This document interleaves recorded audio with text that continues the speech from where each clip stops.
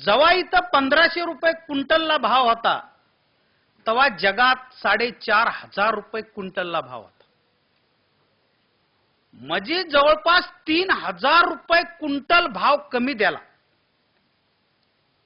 महाराष्ट्रात एक अधिकार, गुजरात आणि आंध्रात खुल्लं होतं. जेव्हा इथं 1500 भाव होता तेव्हा आंध्रात 2500 भाव होता. इथं भाव मिळत नाही, आपलं महाराष्ट्र सरकार भाव देत नाही म्हणून जर का आम्ही कापसाच्या ट्रका भरल्या आणि आंध्र प्रदेशात न्यायचं ठरविलं तर लगेच पोलिसांनी बाउंड्रीवर त्या ट्रका अडकिल्या, शेतकऱ्याला अटक केली. दुसऱ्या दिवशी पेपरला बातमी आली, चोरटा कापूस पकडा. चोरटा कसा झाला हो? दिवसात लावला, दिवसात याचला, दिवसात भरला, दिवसात चालीला. ह्या कडू पोलिसांनी गांजाच्या ट्रका सोडल्या आणि आमच्या बापाच्या ट्रका अडविल्या. अरे एका दाण्याचे 1000 दाणे करणारे आम्ही 1 किलो पेरला तर 10 क्विंटल आणतो. गाडीभर ऊस लावला तर ट्रकभर ऊस आणतो. आणि पुन्हा आमच्या धंद्याला जोड द्यायची गरजच पडली का? पण जोडधंदा कोणता सांगितला? पेट्रोलचं लायसन पुढाऱ्याच्या पोरायला, चमच्याला. दारूचे लायसन प्यायला, पैपाच्या, मोटरच्या एजन्स्या, गॅसच्या एजन्स्या, सरे तिकडं पुढाऱ्याकडं. आणि आम्हाला जोडधंदा सांगितला, संक्रित गायी येती घरा तोची दिवाळी दसरा. संक्रित गायी पाळा म्हणले.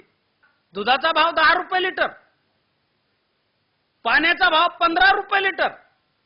ह्या दळभाद्रेंनी पाण्या इतका सुद्धा भाव दुधाला द्याला नाही.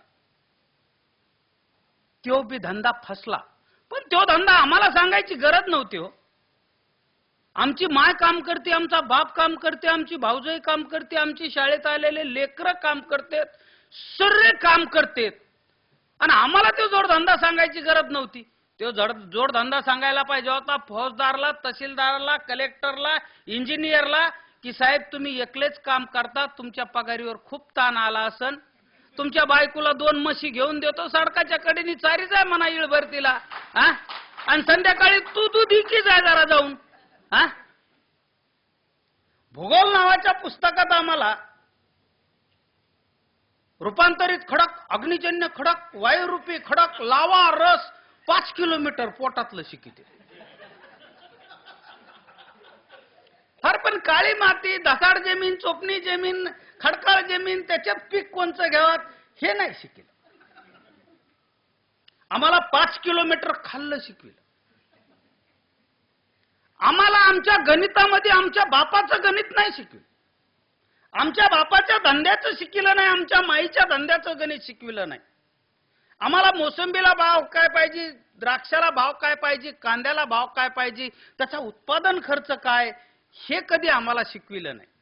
तुम्हाला शहरातल्या लोकांना सरायला माहिती आहे, कांद्याचा भाव वाढा की जीवनावश्यक कायदा. बरं खरंच डॉक्टर साहेब कांदा जीवनावश्यक आहे का? समजा तुमच्या इथं 15 दिवस कोणी कांदा खाल्ला नाही म्हणून चौकात आला आणि चक्कर येऊन पडला आणि कांदा कांदा म्हणून हातपाय खोडू खोडूच मिळाला, असं काही झालं का? कांदा जीवनावश्यक आहे का? अरे जीवनावश्यक औषध गोळ्या. साप चावला इंजेक्शन नाही मिळालं डॉक्टर साहेब मरतं का नाही माणूस? हो पंतप्रधानाची बायको की 50 रुपये कांद्याचा भाव झाला, बजेट वाढ. खरं असं कोय? पाकिस्तानमध्ये 105 रुपये किलो साखर असताना साखर निर्यात करायची नाही, आपल्या भारताला जेवढी साखर लागते तेवढी ठेवा आणि बाकीची निर्यात करा. शेतकऱ्याला 3000 रुपये टन ऊसाला भाव देता येतो, पण ते भाव द्यायचा नाही सरकारला, हे लाचार ठेवायचे म्हणून साखरावर बंदी. पण साखराचे बिस्किट झाले की मोकळे, त्याची मळीची दारू झाली की कुठे बी न्या. आमची माय जगाची अन्नपूर्णा आहे, आमचा बाप जगाचा अन्नदाता आहे. आम्हाला भीक पाहिजे नाही, आमच्या घामाचं दाम पाहिजे, ते बी जास्त नाही पाहिजे, रास्त पाहिजे.